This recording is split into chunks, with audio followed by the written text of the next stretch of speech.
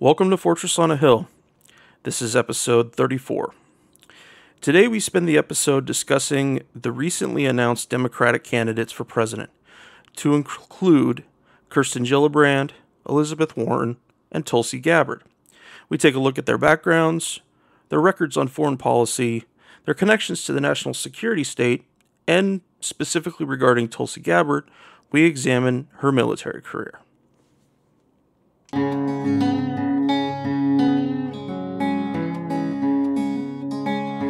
Rifle upon my shoulder and a rucksack on my back. Bullets, shells and shrapnel, and a hellhound on my track. When I made it to my home place, I found triumph of the will.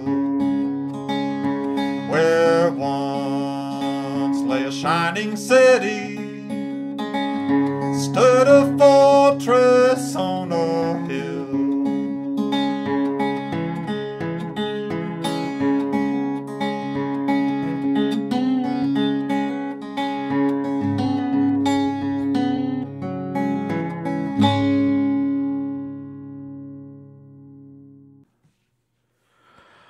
My name is Henry, and I'd like to welcome you to Fortress on a Hill. My co-host, Danny, BT, and myself are three leftist American combat veterans who scour the news headlines looking for stories related to the military and veteran communities of the United States. But you're not going to hear the typical military tropes here.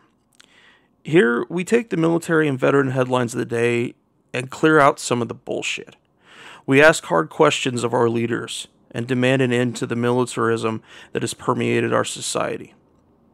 Our country has a military budget of $750 billion, 3 times more than China, 7 times more than Russia, while American infrastructure and domestic policy languish and decay in the era of Donald Trump.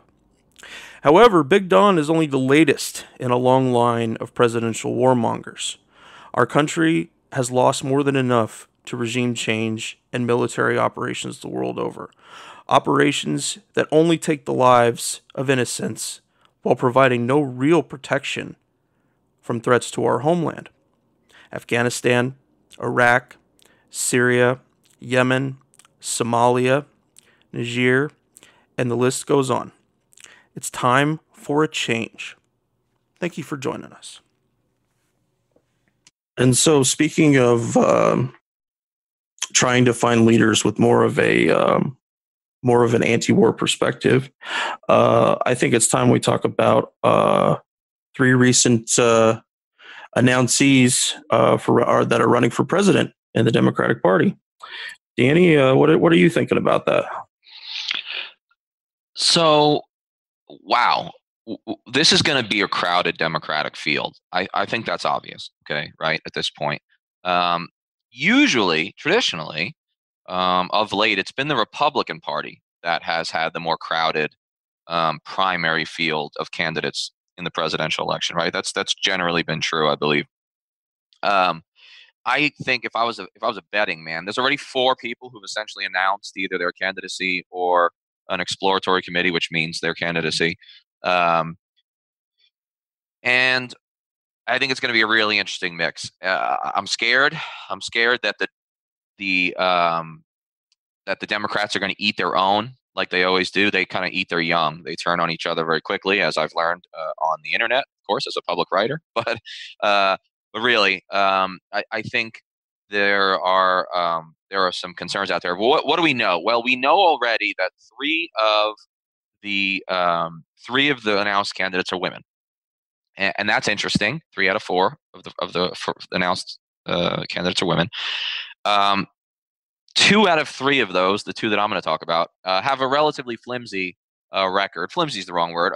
They don't have a very strong record on foreign policy. It's not their forte. It's not where they've made their names or their careers, right? And that's Kirsten Gillibrand from New York 52-year-old U.S. Senator from New York, previously a Congresswoman from upstate New York, which, for those of you who are not from New York, um, upstate New York is a very, very different flavor from the city. Okay, so New York, uh, New York City is about half the population of the entire state, but they have almost nothing in common. Okay, the two places. So that's one, and then the other one is Liz Warren, senator from Massachusetts, former economics professor at Harvard. We talked about her last week, so we're only going to touch on her a little today.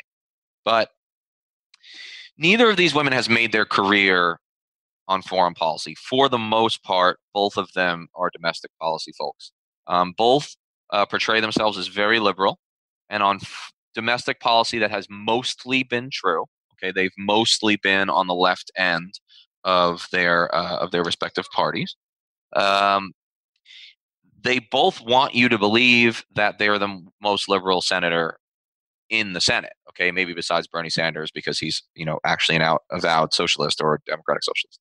So here are my concerns. Number one, a relative inexperience on foreign policy, not very strong stance on foreign policy so far from either of these women.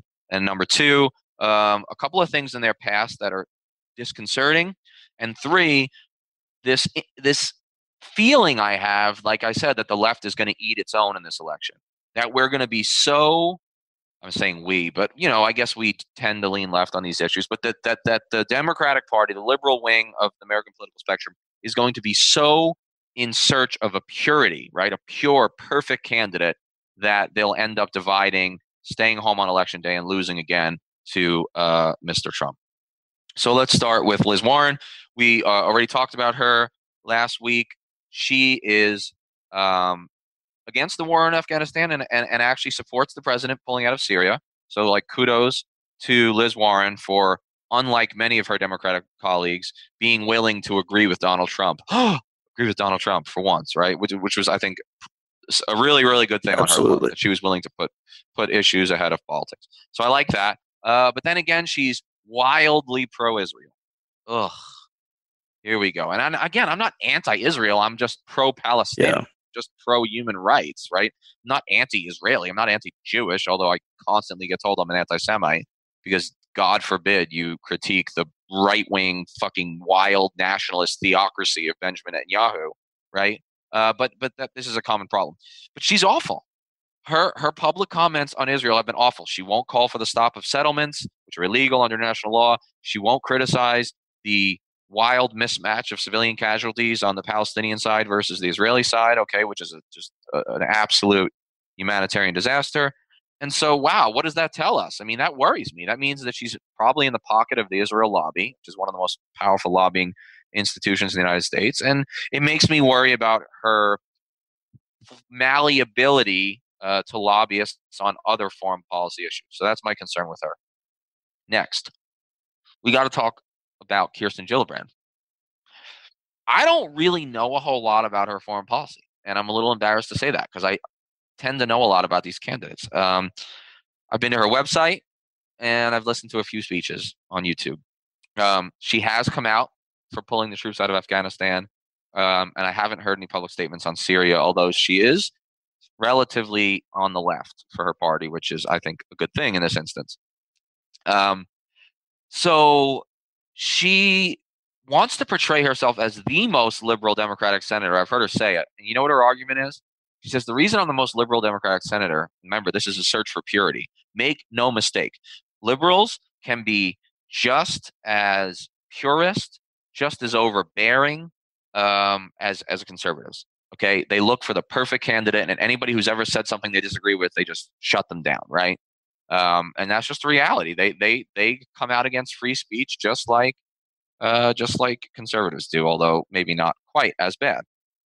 So the problem with Gillibrand, so Gillibrand says she's the most liberal because she's the only person in Congress or in the Senate who voted against every single one of Trump's nominees, every single one of Trump's appointments, right?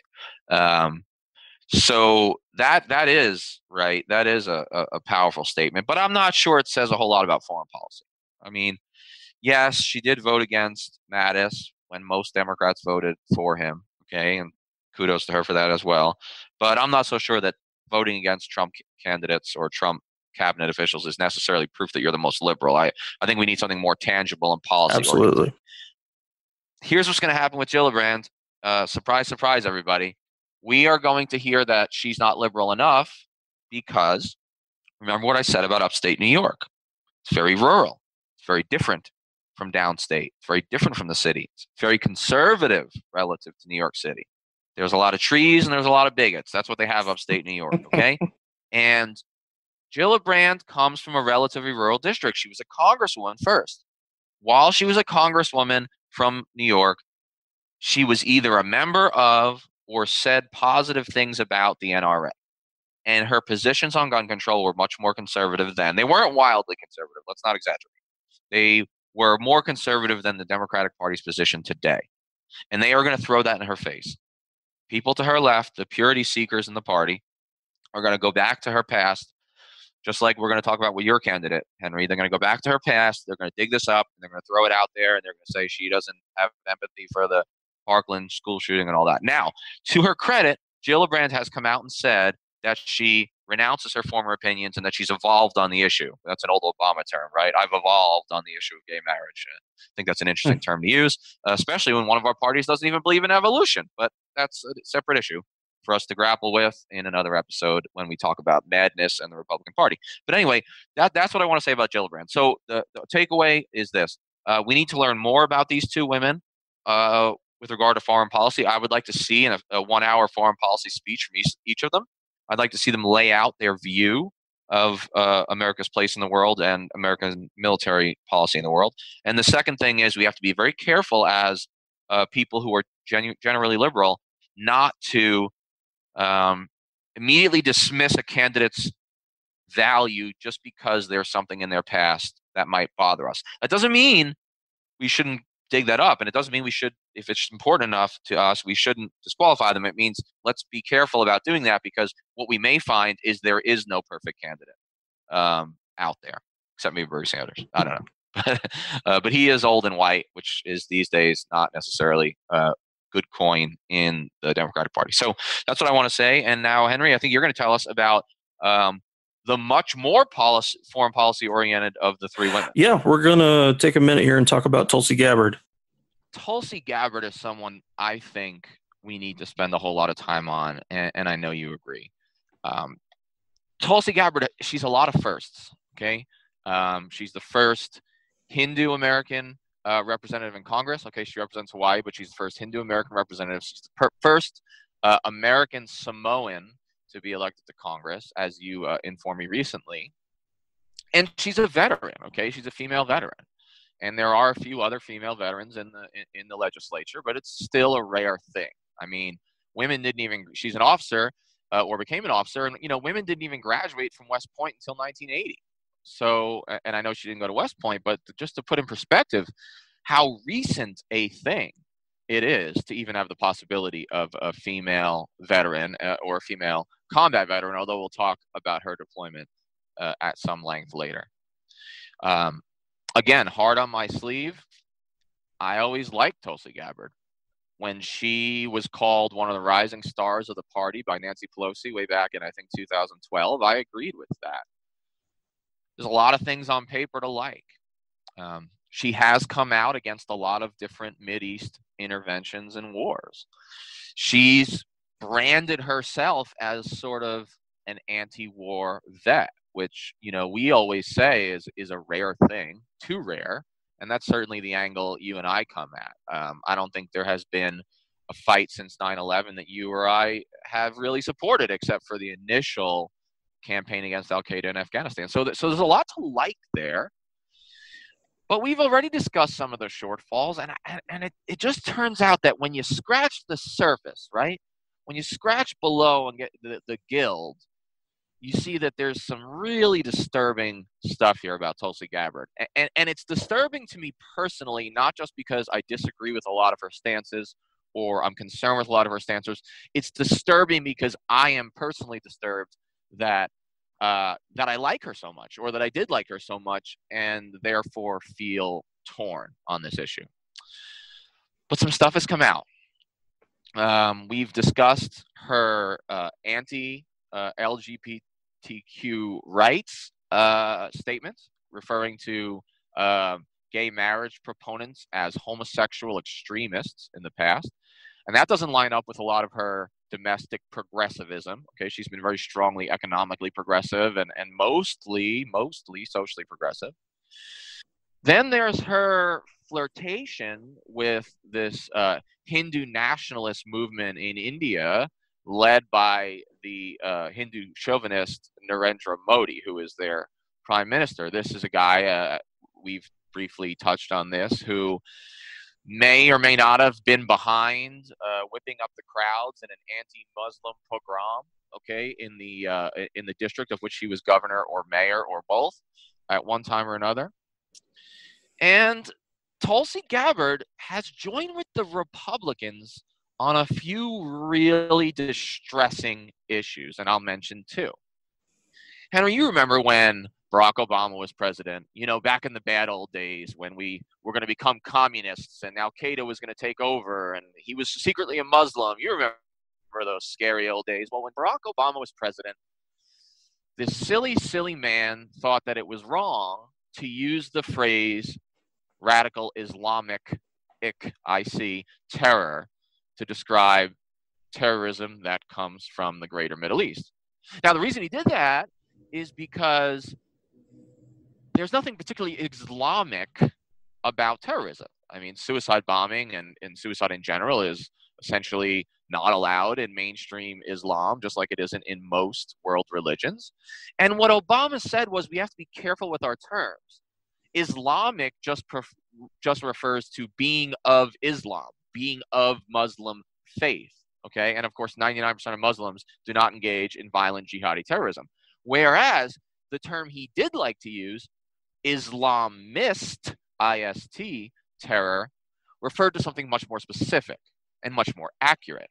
And that is those who believe that Islam should frame in a theocratic way how a government is run. And so Islamist terrorists are those who pick up arms or strap on a suicide vest in the name of creating a worldwide Islamic theocracy. Okay, so it's an important contention there. There's an important distinction, but white Republican angry male America couldn't handle it, right? That they thought that Obama was being too soft on Islam, or too soft on terrorism.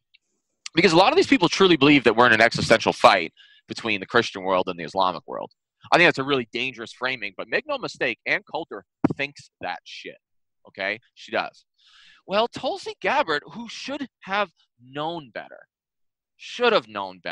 having served in the Middle East, having been an educated woman, having been a woman, okay, having been a person from a minority group, a person of color, she should have known better. Instead, she joined with the Republicans and denounced Obama for not saying radical Islamic terror. That's distressing. And it may sound like a small point, but it's not. Because when you combine it with this Hindu chauvinism, okay, of which she has flirted, that Hindu chauvinism is by its nature chauvinist against whom? Well, against the major minority group in India, which is Muslims. Okay, there's almost 200 million Muslims, or around 200 Muslims in India. In fact, it's the second largest, or third largest, Muslim nation, even though it's majority Hindu. Okay, the largest being Indonesia, the second largest being Pakistan, and the third largest being Indian, which is interesting because none of those are Arabs, by the way. So that's another problem a lot of conservatives run into is they associate Islam with Arabism, and Arabs aren't necessarily Muslim, and Muslims aren't necessarily Arab. Anyway, I digress. And the final point I want to bring up before you jump in with some of your lists, and then I know I'm missing stuff, so I can't wait to jump in with you, is she wasn't too strong on the Iran nuclear deal. Okay, she kind of flirted with the Republicans on that as well, to say the least. She demonized Iran and thought that it wasn't prudent to make a nuclear deal with them, a deal which has proven effective, a deal which has kept Iran, according to all international monitors and all the other signees of the agreement, which Trump has since pulled out of. We are the only nation that pulled out of that 7-nation agreement. But Iran has been following the deal. They're not developing nuclear weapons. They're adhering to the terms of the deal. Our own intelligence agencies say so. It is a good deal. It's a compromise. It lessens tensions in an already tense part of the world. And it shocks me, but maybe it doesn't after I learned all this new stuff, that Tulsi Gabbard was lukewarm towards the Iran deal. And that's just the surface of it. Isn't that right, Henry? Yeah, there's a lot to say about Tulsi Gabbard, and I'm took in taking notes for this episode. I looked through the lens of President-elect Tulsi Gabbard, President Tulsi Gabbard. What would that look like, and what would be the things that I would have questions about for her becoming a nominee? So she did resign her position at the DNC in support of Bernie Sanders during the 2016 primaries. I consider that a really great move politically, and a great thing to support Bernie, because you and I, Danny, we both adamantly support Bernie. Absolutely. Then I started looking at some of her beliefs about gay marriage, and after going through it really, I wonder how much it's going to affect other areas. Quote, Hawaii Democrats' LGBT caucus supported her opponent in 2016 when questioned why, which the same caucus had actually supported her 3 years earlier, had turned against her. The chairman cited two things. One was her less than stellar answers to a questionnaire the LGBT caucus had sent. The other was a 2015 interview with Ozzy, in which she confirmed that her personal views on gay marriage and abortion hadn't changed, just her view on whether the government should enforce this vision of morality. Quote, this is from the Ozzy article. She tells me that no, her personal views haven't changed, but she doesn't figure it's her job to do as the Iraqis did and force her own beliefs on others. She did meet with President Trump at the White House for a possible position. And there was an op-ed that she did about the same time. Quote, since 2011, the United States, working with Saudi Arabia, the Gulf states, and Turkey, has been providing support to, quote, rebel groups, end quote, fighting to overthrow the government and take over Syria. A recent New York Times article reported that these rebel groups, supported by the United States, have entered into battlefield alliances with the affiliate of Al-Qaeda in Syria, formerly known as al-Nusra, end quote. And this is the last little part of the op-ed I have here. How can the United States work hand in hand with the very terrorist organization that is responsible for killing of 3,000 Americans on 9/11? Boggles my mind and curdles my blood, end quote. So it's clear that the connections Saudi Arabia holds to Al-Qaeda and the myopathy that Americans have towards those facts, those are both definitely diseases that Gabbard suffers from. Next, she supported al-Sisi in Egypt. In 2015, 2 years after he orchestrated the worst mass killing of protesters in modern history, a smiling Gabbard appeared next to a grinning Sisi on a visit to Cairo. After she praised him for showing, quote, great courage and leadership, end quote, in the fight against, quote, extreme Islamist ideology. Hey, everyone. I really hope you're enjoying the podcast. But truth be told, I need your help. No, I don't need you to move a couch or borrow a leaf blower. No, I need you to hit pause on your podcasting app right now and share this episode with somebody you know, somebody who you might think might be receptive to it. It could be a friend or relative who's considering joining the military, or a veteran you know who might be interested in hearing a little more truth in their news about military and veterans. We rely on you all to help us reach as many people as possible. So please hit that pause button right now and share this episode with somebody. Sharing all done? Good? Okay, good deal. I know Uncle Al will cuss a lot listening to the episode, but he'll appreciate it when the cursing stops. Now I want to mention something about Patreon. We are always in the market for more Patreon supporters. So if you get the chance, please come out and support us. You can support us for as little as $1 a month. And what do you get for your dollar, you ask? Well, you get a 1-minute drop on any topic you choose once a month. Just email us your question or comment, and we'll give it the old Henry Danny breakdown on air. Guaranteed to have 60 seconds of our time. We may spend more on it. We prefer to do military and veteran topics, but whatever topic you think might be pertinent. And we may spend a whole bunch more time talking about it, depending on the topic. And for contributors, a bit north of $1 a month, we have some bonus episodes, some essays of mine, and a few other things as well. We're still in the process of building our rewards, so if you have any suggestions for Patreon rewards, please let me know. Now, back to the podcast.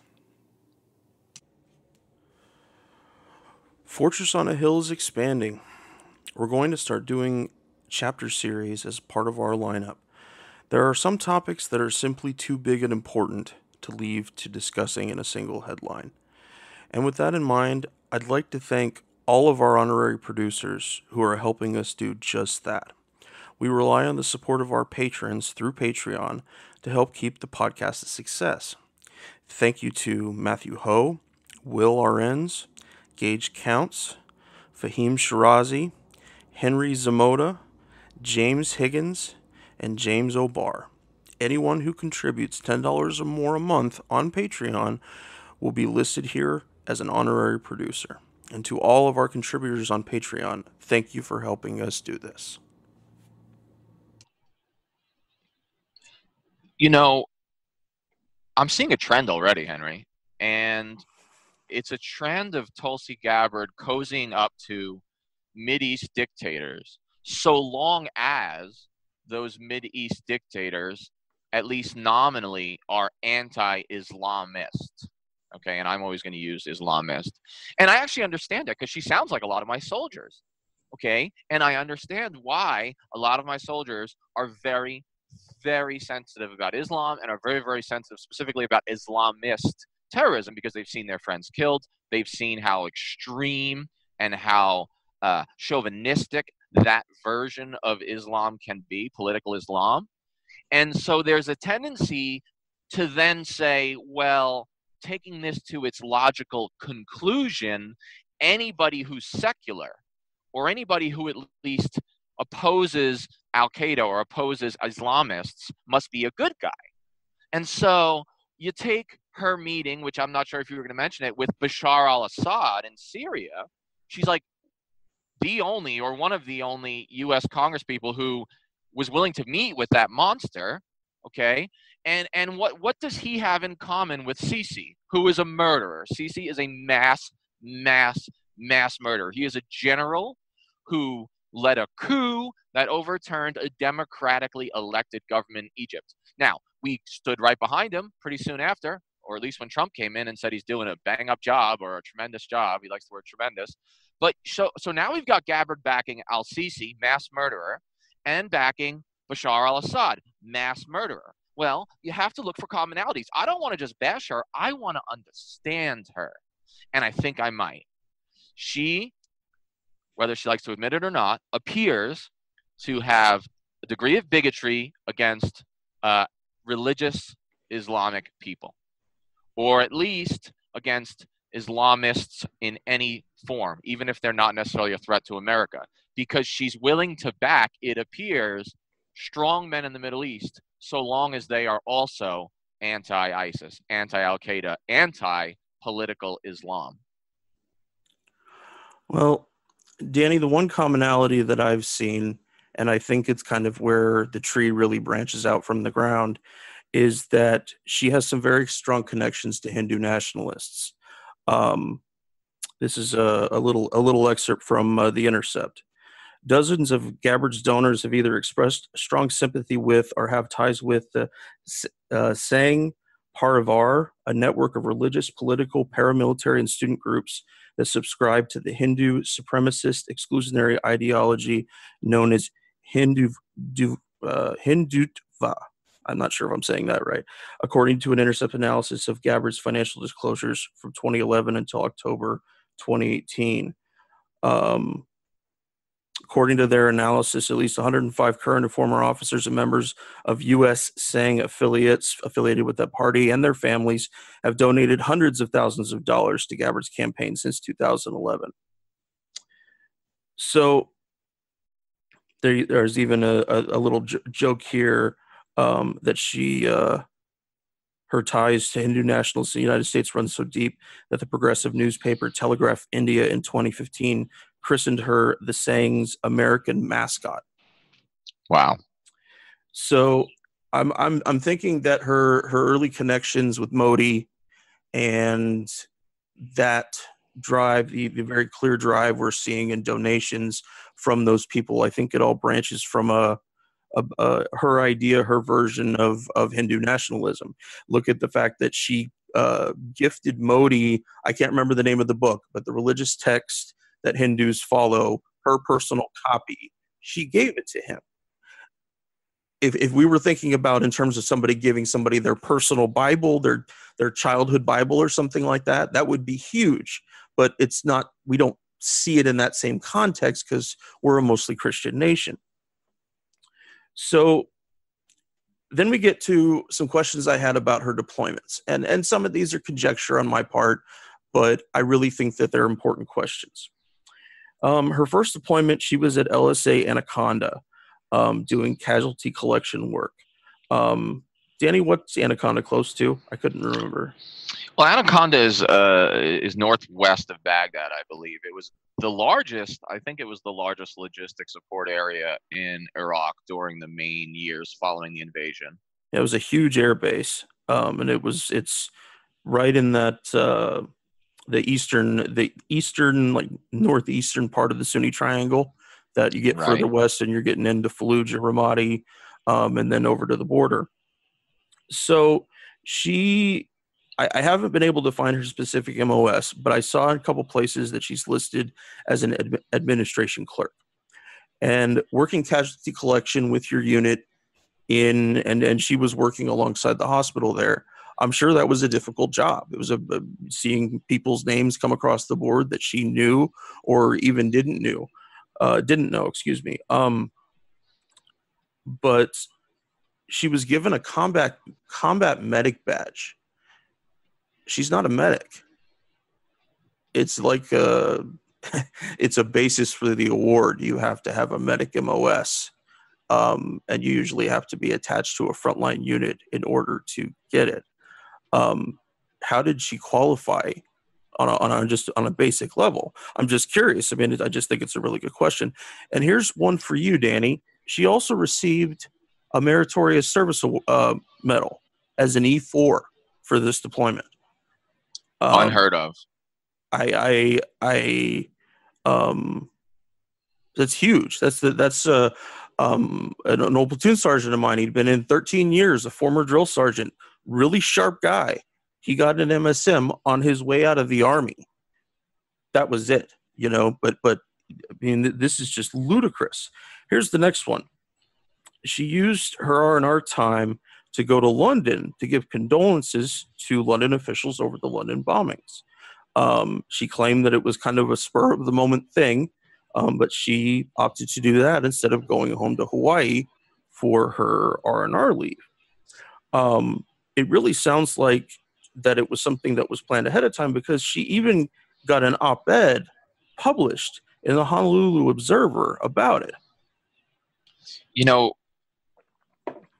That is an odd thing to do. I mean, I don't want to question her motives yet until I know more, but that is an odd thing. And just to jump back on that MSM, the Meritorious Service Medal, the standard, okay, and I'm not saying this is right or wrong, but in my career, the standard for an MSM was usually a company commander, okay, a senior captain, who took his unit to combat and then completed another year in command at home, would receive an MSM before he PCS, before he moved to his next job as a major. That was pretty common. And not every company commander got one, okay? So we're talking about guys with 10 or 12 years service, usually 2 deployments, usually at least 1 combat deployment in command. That's the kind of folks that usually get it. And then sometimes their first sergeant as well, who by that point has usually been in the Army 14 to 18 years. will also get an MSM at the completion of commanding or being the assistant to the commander of an entire unit, an entire company. So, I mean, it is, I actually didn't, I never knew it was even plausible to get that as an E4. I guess I just assumed, because, she becomes an officer, I guess I just assumed that's when she would have gotten her MSM. No, it said that she got it during the deployment, and I got a little quote here from her op-ed on it. She said, "I've had a very nice R&R traveling through Europe, but for me to be here in London to pay my respects in person has been the highlight of my trip and the perfect ending to my vacation. As a proud local girl, former state representative, and a soldier fighting against terrorism in Iraq, this was truly an honor and a treasured experience. I couldn't ask for anything more." End quote. That she was 21, if or about ish. Why was she doing this at that age? She says that she resigned because she felt conflicted about being a state representative and serving in the military at the same time. Yet she took her R&R trip to do that. So then we move along a little bit, and she becomes an officer. She currently holds the rank of major in the Hawaiian National Guard, and that led me to a different question about that. Can elected officials be officers in the military at the same time? And alongside that, how far outside the box could she really step? If I mean, she grew up in politics, and so I can sense the nature of that, kind of learning to groom your language and being eloquent. And I'm not saying any of those are bad things, and that her words on their own aren't good, but it really paints the picture of somebody who's always looking to the next thing. And they're looking, and again, we're talking about guys, you remember that age, Danny, you remember leading troops that age. Could you have imagined any of your guys would do something like this on R&R? No, my guys were too busy marrying girls from the internet that they never met. Well, there is that. There is alternative. No, it's a very odd thing. It does, again, it's very difficult to judge someone's motives, and I'm really careful about it. But that's an odd thing. It's a very political act. It's definitely not typical. Doesn't mean it's a bad thing, but it does show. I think it appears to show political ambitions well beyond a 21-year-old, well beyond an enlisted soldier on R&R from a deployment to Iraq. Absolutely, there's no doubt about that. All right, now we're going to listen to a couple clips here. This is a speech that Gabbard gave at a conference for the Christians United for Israel. Extremist, terrorist, there must be a three-pronged strategy. First, to take decisive, strategic military action, working with regional partners on the ground. Second, take a country-by-country or region-by-region approach to supporting political solutions that will take away the oxygen that has allowed groups like ISIS to exist and thrive. And third, take actions to counter the radical Islamic ideology that's fueling their terror, which is being inculcated in a new generation of terrorists through madrasas and being used to recruit foreign fighters from around the world. Well, there you have it. She used the term Islamic terror instead of Islamist terror, which may sound like a small thing, but as we've discussed, it isn't. Okay, it isn't a small thing. There's no doubt that she's cozying up to the Israeli right wing with her discussion. I mean, nobody likes ISIS. No one thinks terrorism is a good thing. But this notion that there's a worldwide war between Hindus and Muslims, which I fear is the way her mind works, or between Christians and Muslims or Jews and Muslims, or that she has to, say what the American Israel Christians Conference or whatever they're called wants her to say, which is they want to hear her talk about the next generation of terrorists and how they're being grown up in madrasas. I mean, there's no distinction made there between madrasa, meaning school of religion, and madrasa, meaning ISIS version of a madrasa, right? That's like saying that, every Catholic school creates priests who molest children, right? I mean, that it's the equivalent. I mean, in other words, the vast majority of madrasas don't create ISIS fighters, So the first 2 pages on their website that I got that clip from include videos from Colonel retired Oliver North of Vietnam War crime fame, and Dr. Sebastian Gorka, former Trump advisor and racist asshole. Then we move on to one other clip that I wanted to share, and it's specifically on the subject of torture. And through all of the research that I've seen so far, I've never seen her disavow torture as a policy of national security. So here's the clip. Let me ask you, in the end, as a soldier, how do you respond to the much discussed report on the CIA's use of torture and what some Americans have called a blot on American values? Do you share that opinion, or as a soldier, do you have a very different perspective on the use of torture? Very bluntly, I'm conflicted. I'm conflicted on this report. There are, I think the jury is still out on the report itself. There have been comments that there are things missing or it was incomplete, and there are differing opinions on the report itself. But as I think about it myself, clearly we would not like to see any human, any person around the world being treated inhumanely. On the other side, I can also understand that any of us, if we're in a situation where our family or our community, our state or our country is in a place where, let's say in an hour, a nuclear bomb or an attack will go off unless this information is found. I believe that if I were the president of the United States, that I would do everything in my power to keep the American people safe. So this is an area that I have conflicting feelings on. Although, of course, there are questions about whether torture actually leads to the correct intel, right? Yeah. That debate carries on. That debate carries on. There are those who are in the position of conducting these interrogations, some who have said it does work. It does, and others who have said it doesn't. So what do you think about that, Danny? Highly disturbing. Her equivocation on torture is so 2004. I mean, Yeah. that's how I feel. I mean, that doesn't sound a lot different than Dick Cheney on Meet the Press, right? In 2003 or 4, saying how, and when there's a ticking time bomb out there, we might have to play on the dark side. I mean, her whole idea that we're going to know there's an imminent attack in an hour, and unless we torture some dude, we're not going to be able to stop the attack, just shows like a profound misunderstanding about how intelligence work really happens, what analysts really do. How many months and years are put into building these cases against individual terrorists? I mean, when she talks about, well, we might have to torture someone because in an hour there could be an attack on the World Trade Center again. I mean, that's the Kiefer Sutherland 24 TV version of how torture works. And it just ain't the way. I mean, if she's going to position herself to the right, okay, of President Obama on torture, that's highly problematic because we all know Obama was a moderate. And even he said, no enhanced interrogation techniques. You follow the Army manual. You don't add anything else. No euphemisms. He used the word torture. He said, and I respected what he said. He said, I mean, a lot of people didn't like it because he seemed a little flippant, or maybe he seemed a little like, not as consoling or empathetic. But he said in a speech, he said, a lot of bad things happened during the Bush administration. And you know what?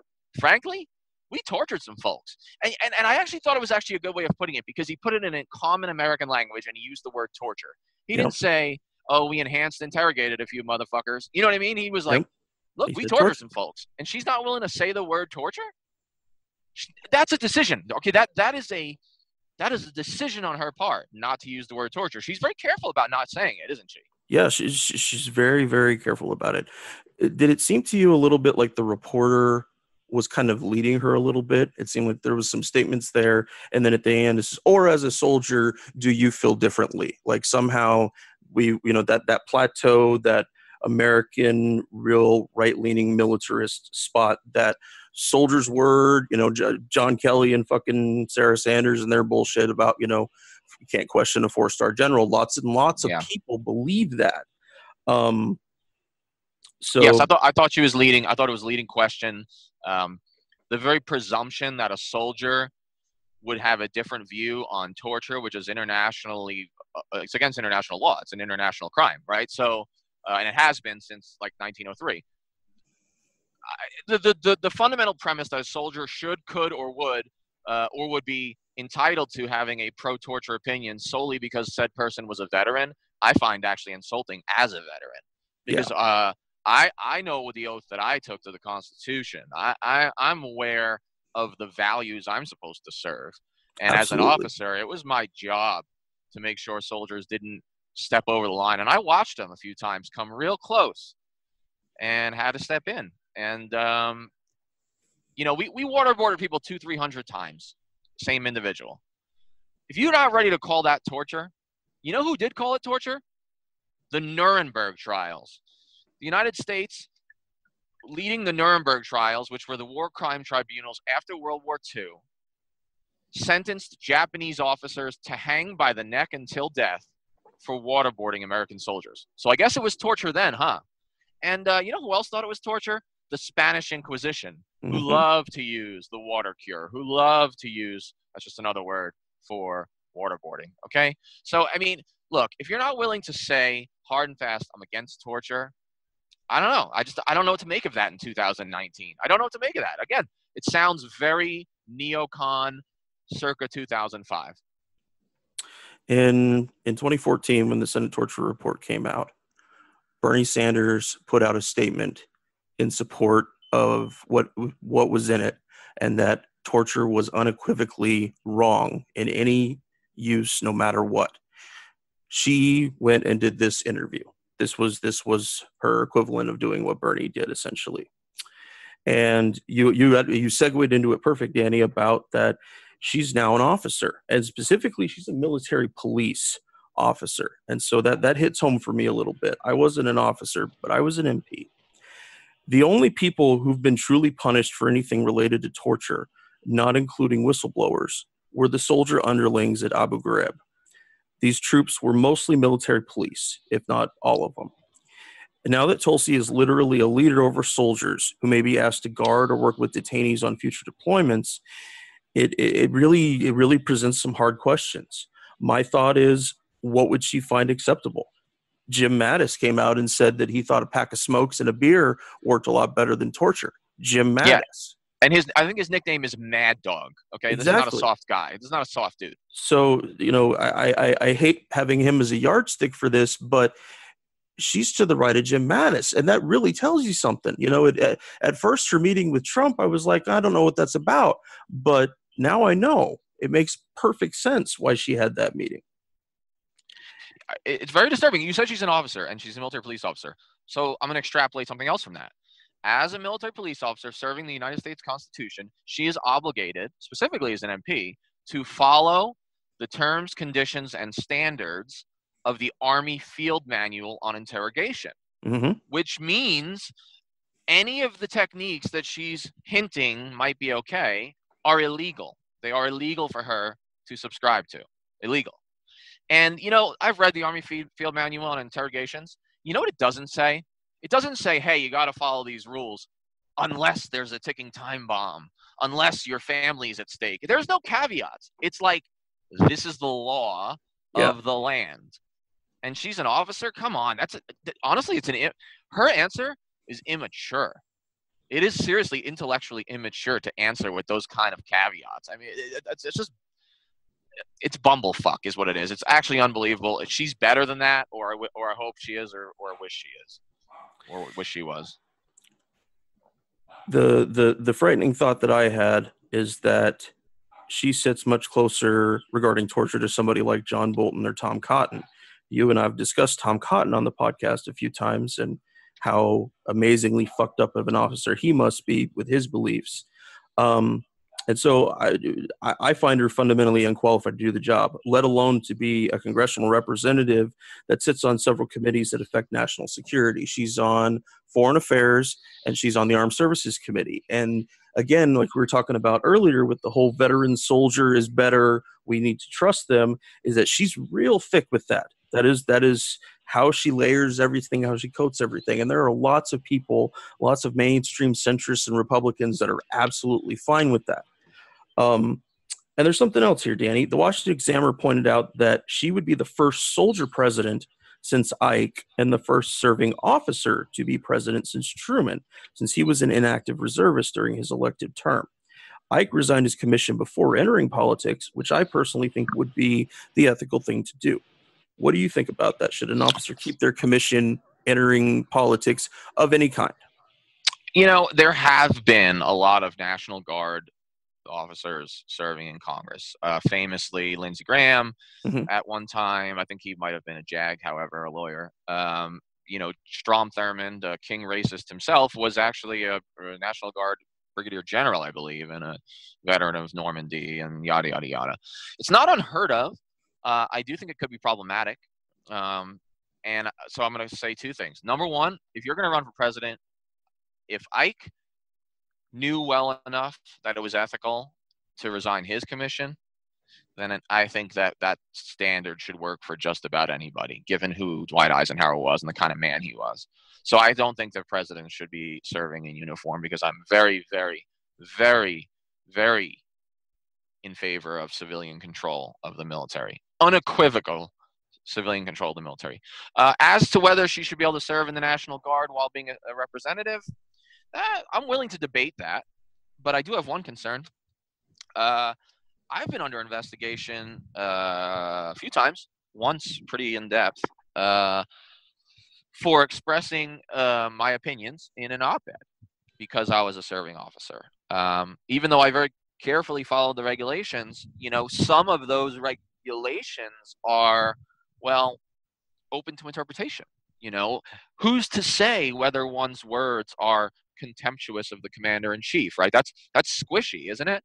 Absolutely. Or contemptuous of the Secretary of Defense. I never thought I was doing those things, and eventually the Army sort of exonerated me, or at least just gave me like a minor verbal reprimand and passed the case into the netherworld of paperwork.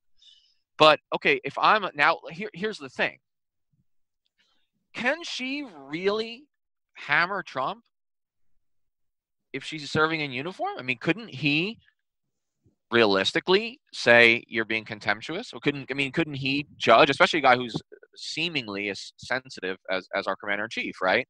Mhm. I could see how it would limit the scope of her views and debate. I would like to think the Department of Defense would never try that, right? That they would never try to scale down the scope of opinions that a congresswoman was able to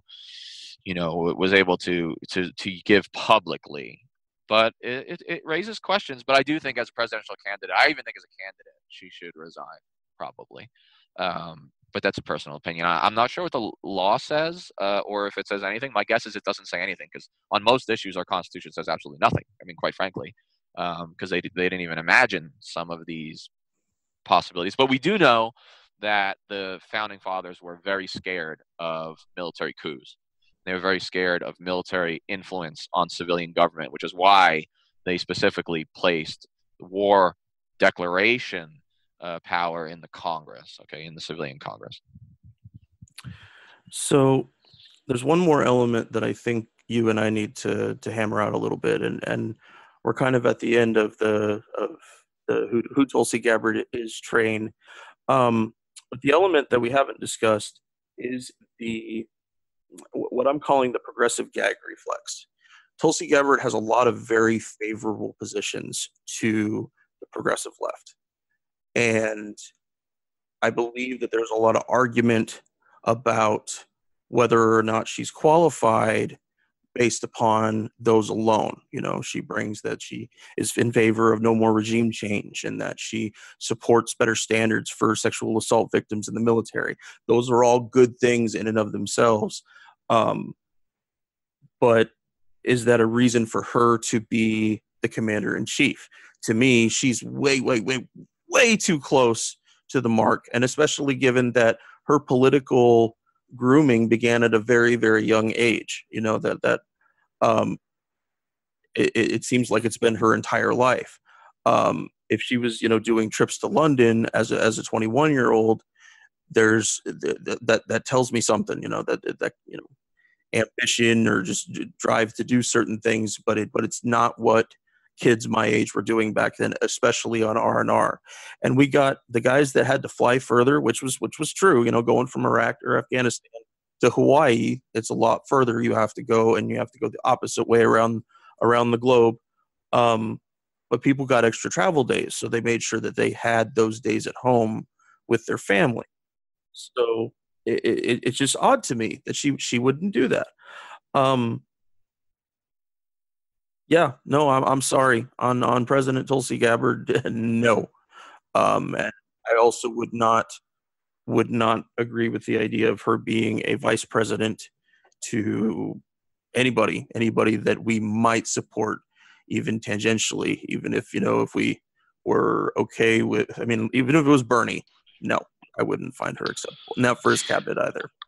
Yeah, I'll be honest. Until I did my homework, my full homework on Gabbard, I mean, I would have seen her as a potential vice presidential candidate. She would have been somewhere on my list. But I'm sick of settling politically. As a guy who plays around on the left for the most part, I am sick of settling. We can do better, can't we? Yep. Can't we get, and I'm not saying it has to be this, but can't we get a minority female who's progressive on domestic issues but isn't a Hindu nationalist? Can't we get a progressive woman of color who supports Bernie but it is sophisticated in her view of what Islamist versus Islamic terror is, and is categorically against torture? Like, why do I have to compromise time and again? You already made me vote for Hillary Clinton. Okay, I mean, I'm exaggerating when I say made me, but I've already been placed in a position where I had to vote for Hillary, the warmonger, Clinton. I'm not sure that was the right vote. I don't know what it was. I thought it was the adult thing to do at the time. I'm not even sure anymore, to be frank. But don't put me in this position year after year where I have to settle. There are enough people, there are qualified people out there, right, who are unequivocally against torture. That shouldn't be, that to me, that's a litmus test. People say there shouldn't be litmus tests in politics. Well, being in favor of gay marriage and against torture, that's my litmus test. You need to be both of those, And the fact that we have to settle pisses me off. I want a veteran. I want a woman. I want a person of color. I don't want just those things, but I'm attracted to each of those qualities. Sure. But we can do better. We absolutely can. And as far as U.S. Army officers, we can do much better too. There aren't times where I'm actually would be in favor of somebody dragging themselves up to the Army standard, but clearly, I as an MP, and especially about the detainee, the connections between detainees and torture. Wow. We can do better. And so far, for me, it's still Bernie. Bernie is still the guy. And, Bernie does have some questions that need to be answered about his, voting for a giant military budget and other things. But he is unequivocally against torture. And again, I'm with you, Danny. I think both those things, being for gay marriage and against torture, bare minimum litmus test for being our president. I'm ready to say, I'm ready to just tick off a few things. You want my vote in the primary? Because in the primary, I can be selective. Once you put me in the general election, now you make me have to fucking hold my nose half the time and pick. Yeah. But do you want my vote in the primary? Pretty simple. Be anti-war. Be anti-regime change. Be for a $15 minimum wage. Be for health insurance as a right. Be against torture and pro-gay marriage. That doesn't sound like too hard of a list. Is there not a person out there who can be all of those things? Bernie is, right? So far. And he's been consistent since like the 1970s. Okay, so Bernie Sanders in the early 1960s is in Chicago getting arrested because he's picketing against school segregation. So even on civil rights, this old white dude has, been consistent for 55 years. It's not perfect. He's not perfect. And look, I don't think we're going to find a perfect candidate, but those things I just ticked off, those 4 or 5 things, you want my vote in the primary, show me a candidate who can do all that. I don't think it's too much to ask for. Absolutely. We've had enough warmongers. We've had enough torturers. We need somebody to help us lean back the other way. Yeah, I agree. I want better than Obama. Maybe that's a lot to ask for. I mean, look, you look back at President Obama right now, and there's a lot of things to admire about his personal life, and there's even a lot of things to admire about his political life. But I think that in 2019 or in 2020, for the next election, we deserve better even than Obama. Okay? We deserve better than the guy who kills an American citizen from the sky with a robot without any due process. We deserve better. Yes. We don't need to take a step back. We've taken a few steps back, okay? And we don't need somebody who sounds like Dick Cheney on Meet the Press. Those days are over. He has a whole new heart. He's a robot now. We don't need any more Dick Cheney. No. We're on Twitter at Fortress on a Hill, and also on Facebook.com at Fortress on a Hill. You can find our main blog page and our full collection of episodes at fortressonahill.com. iTunes, Stitcher, SoundCloud, Patreon, Spotify.